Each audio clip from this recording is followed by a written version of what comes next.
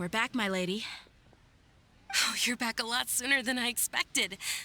You mustn't have run into any trouble then. Well, how did it go? What did you come up with? Actually, we're still investigating. It's just that we've discovered something strange. I see. The clues you found have led you back here, in the city? Something like that. Yeah. You all look a little dispirited. Whatever you found must not have been very encouraging after all. Why don't you discuss it with me? Maybe I'll be able to say something to cheer you up? It's okay, my lady. It's not so much about me being upset with my father or anything like that. How should I put this? So something is wrong. Even the Traveler and Paimon have been uncharacteristically quiet. On any other day, Paimon would have already waved to me with a smile and shouted, "Dunyarzad, we're back!" So tell me, what happened? Well? My lady, please prepare yourself for what we're going to tell you next. It concerns the Master. The Master? You mean my father? Okay, I understand. Don't worry about me. I'll listen as attentively as I can. My father has been supplying goods to Dakan al-Akmar? Yeah, it makes as little sense to us as it does to you. I've never doubted the Master's integrity, so I'm having a real hard time rationalizing how he could ever support an infamous brigade like them. Maybe he's not actually aware of the full story and just stumbled into the deal by accident. I can't help but agree with the Traveler. Huh? You mean you feel the same way, Dunyarzad? Thank you for sharing all this information with me.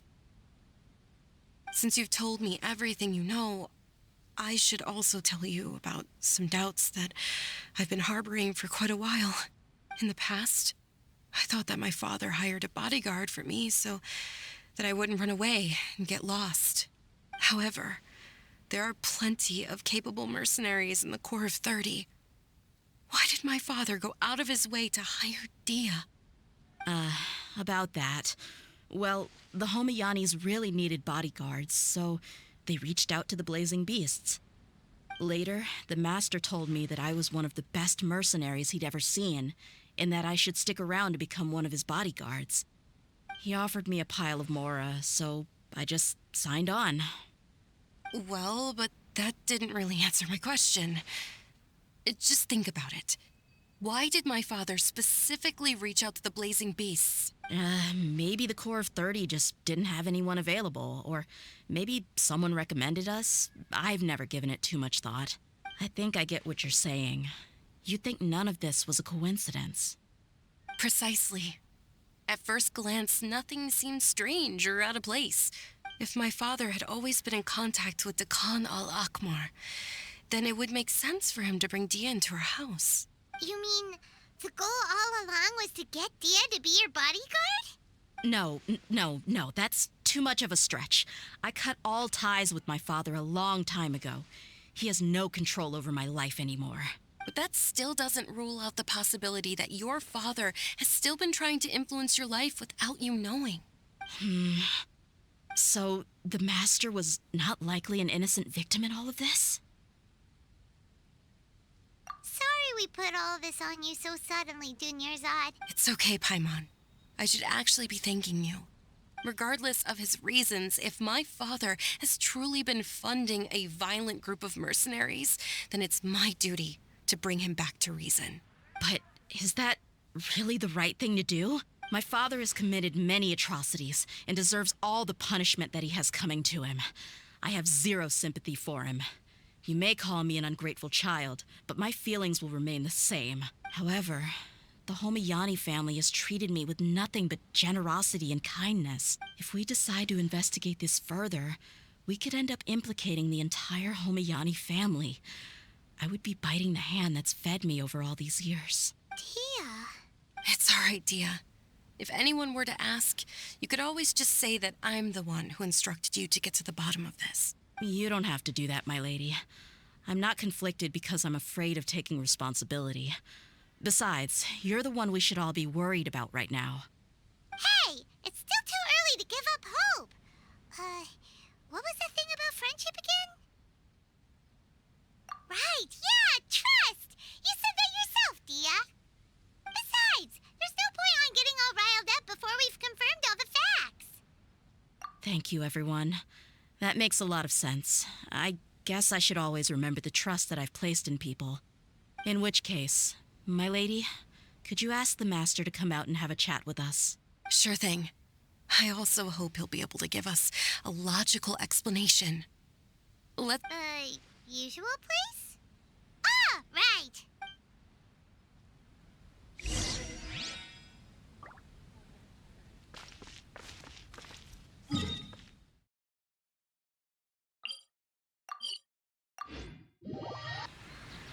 Thank you for coming, sir. Please allow me to introduce these two. This is the Traveler, and next to him is his travel companion, Paimon. Ah, yes, my daughter has mentioned them from time to time. It's a privilege to finally meet them in person. But we may skip all the pleasantries for now. What is the important matter you wish to discuss with me today? Well, we wanted to bring this transaction record to your attention. There's something on this record that we're all pretty curious about. So, that's what you found. Huh. Seems like I can't keep everything from you much longer. If you wouldn't mind, we'd like an explanation. Well, it's a long and difficult story. And to be perfectly honest, I'm not sure if I'm doing the right thing. What I do know, though, Dia, is that the truth will bring you no solace. If anything, it will likely cause you a great amount of anguish. Wait, me? Yes, I understand perfectly why you came to see me. And I am touched by your collective commitment to do the right thing. But knowledge always comes at a price. And sometimes, as they say, ignorance is bliss. Your father, Kusela, and I both believed that. Of course, you have the right to seek and learn the truth, but I must warn you. The facts of this matter may reduce everything you've built for yourself into sand, blowing in the wind. If you must proceed, then Kusela's heartfelt efforts will also fade into the wind like a fleeting mirage. His heartfelt efforts? I'm sorry, sir, but I'm not sure I follow. I've made it this far in life without a single drop of my father's support. I have my own ideals and ways of looking at the world, as well as people and causes that I've chosen to cherish and fight for. None of these things have anything to do with him. I came here today to support you as the head of the Homiyani family. No warning will change my stance on that. I understand. Then let me tell you a little story. Our family once needed to take a trip to the desert when Dunyarzad was just a baby. Along the way, we were attacked by bandits. They had superior numbers and quickly overpowered our bodyguards. When all seemed lost, a group of passerby Eremites lent us their support. Those Eremites were Kusela's brigade, Dekan al-Ahmar. Kusela's men told me that the attackers were Eremite mercenaries, just like themselves. I was shocked. Why would Dekan al-Ahmar go so far to save us and not spare the fellow Eremites? Kusela was grinning and walked over to play with baby Dunyarzad. She was startled by his unfamiliar face and nearly started crying. Really? I never knew. He said that he had no particular reason to help us. He just took pity on us because he had a daughter about the same age. We started talking about our children, and I sensed that he was a devoted father. To repay his kindness, I hired his brigade to help out at our estate for a time and offered everyone generous remuneration. So, that's what happened. It was many years before I saw him again. I almost didn't recognize him the next time he came knocking on my door. The man I knew to be strong and healthy had been reduced to a shell of himself. He couldn't even walk anymore without his cane. So, what happened to him? He was perfectly fine when I left the brigade. I'm not too sure myself. The only thing that didn't change was his cheery disposition. He said there was absolutely nothing to worry about and that he had gotten into a fight. That was all. He then suddenly asked me if Dunyarzad, now that she had grown, would need a bodyguard of her own. At the time, Dunyarzad was going through a particularly severe bout of her Elazar. There was no need for her to have a bodyguard when she could barely leave the house. But he kept coming back to the topic. Come on, it never hurts to be safe. How do you know a bodyguard won't come in handy one day? I was completely lost at first, until he recommended the Blazing Beasts, and in particular, a mercenary named Dia. So he was the one who recommended Dia to you. Indeed. He didn't say it out loud, but it was clear that he saw Deshret's relics as an evil group who would eventually corrupt every member in their ranks. He was already beyond redemption, but he hoped that he would be able to detach his daughter from the vicious world of mercenary life. If Dia could stay in my house and keep working as a bodyguard, then gradually her affinity for the desert would decrease, and she'd be able to leave her previous life behind. And that's why you offered her such generous compensation? Yes, but not just because of that. From the moment that he asked me for that favor, I also began to see Dia as my own daughter. And that's also why I tried to persuade you to stay when you asked for permission to leave. I was willing to spend however much it took. Kusela saved my daughter and me all those years ago in the desert. I could never refuse him entrusting his daughter to me. He was always like that, acting like he's oh so smart and self-righteous. Kusela said that he'd reimburse me for a portion of Dia's fees. I refused to take any mora from him, but he'd always sent me funds anyway. Eventually, I just accepted them as a token of his gratitude. And that went on for a while until I received another letter from him a few years ago. The letter contained a request to help him buy food, weapons, medicine, and even explosive materials.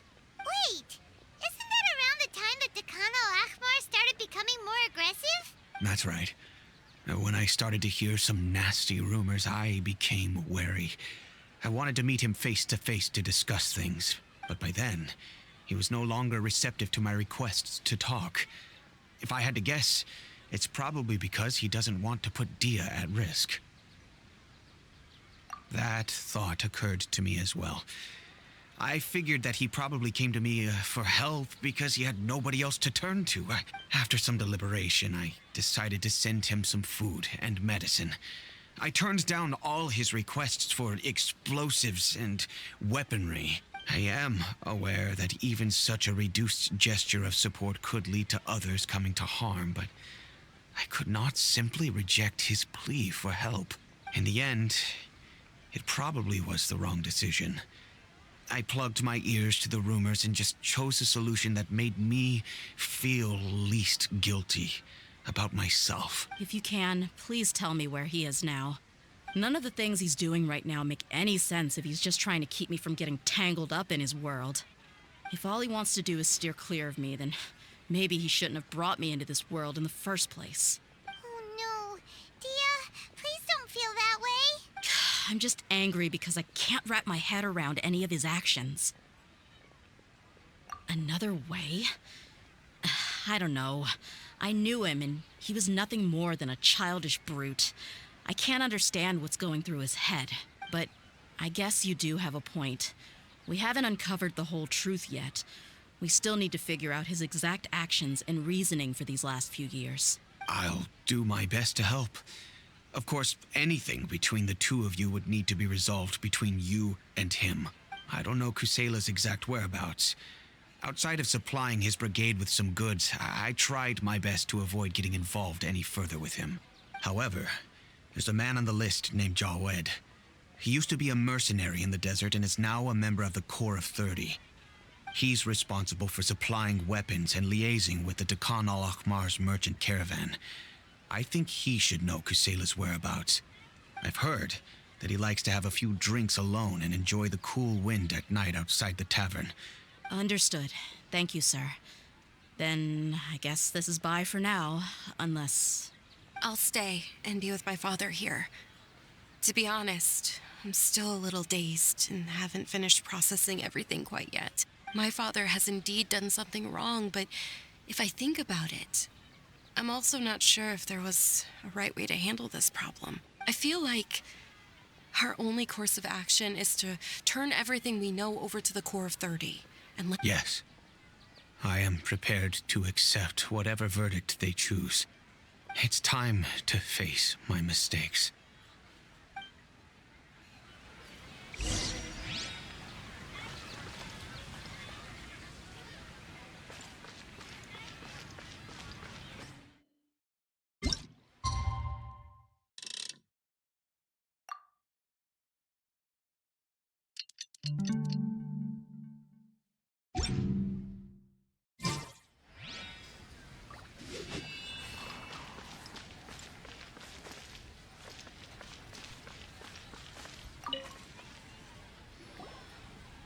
Huh?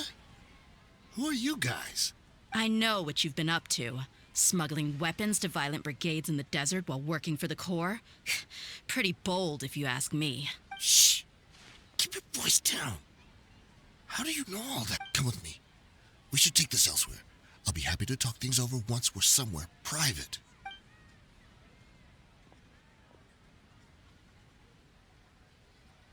This place should do. All right. Back to my question. How did you all know about me? Don't worry about that for now. You know what kind of punishment you'll face once we report you to the Corps, I assume. Wait. There's no need to jump the gun. Let's talk this out. What are your terms? So what's in it for you anyway? Well, I was a little tight on money at the time, and Kusela took good care of me in the past. I weighed it in my mind, and I couldn't find a reason to turn the opportunity down. I wouldn't only be helping my benefactor, but I could also make some quick mora. Let me tell you how it is. We're investigating Khan al-Akmar, and we're gonna put an end to their operations. If you provide some help for us, then we might just put in a good word later to reduce the terms of your punishment. Hey, why don't we discuss this a little first? Listen, I made quite a bit of mora from my last run. You just give me a number, and I'm sure we can... Shut it. My patience is running out. You should know when a mercenary is after something other than money. All right, sheesh. But you gotta promise you'll put in some nice words for me later. They're always on the move. Here's the spot they were at the last time I made my delivery to the desert. Feel free to go have a look. I'm just telling you, though, it's not on me if they're not there anymore. Sure. And then you can forget about any nice words from us. Hey, come on. Now you're just being unreasonable. Really? And how do I know you're not leading us straight into a trap? Don't forget, you're the one with no bargaining chips. All right, I get it. Why don't you go take a look, and if they're not there anymore, I'll try to figure out something else for y'all. Now that's more like it. Let's move. And as for you, try to stick around the city until we get back. You don't want us to call the folks from the Corps and have them drag you back to the city.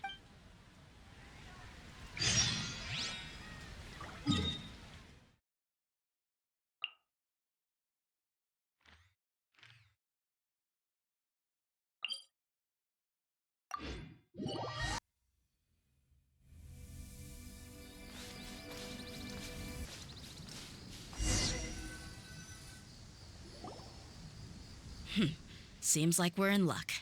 That should be their camp right up ahead. Let's go. We'll finally get to the bottom of this ourselves. I'm here to see Kusela. Tell him to get out here. Dear, why are you here?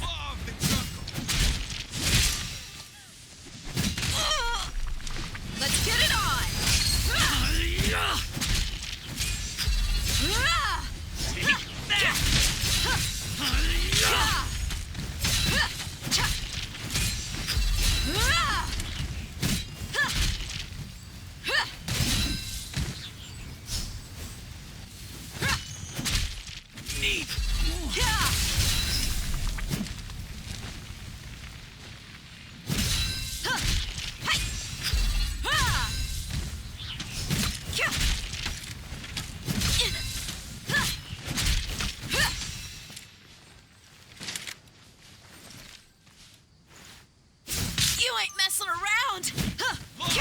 jungle. Buckle up!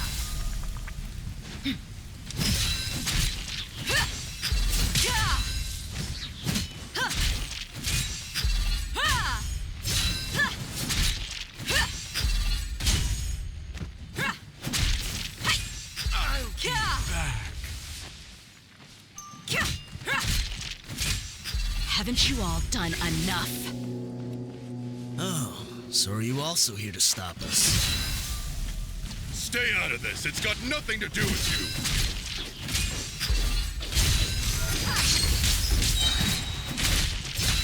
Ha!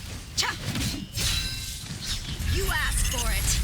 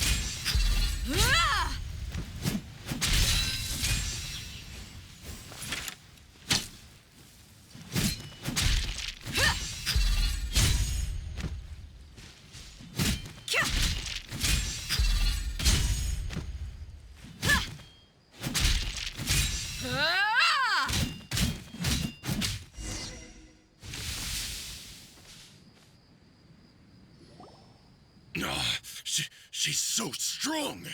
Enough fighting. We all know each other, and I don't want to take things too far. Just bring Kusela to me. There's no use hiding him anymore. Did you understand a single word I just said? Or do I need to bash your skull in some more? All right, everyone, let's all just calm down for a second. Dia, the boss can't come out and see you anymore.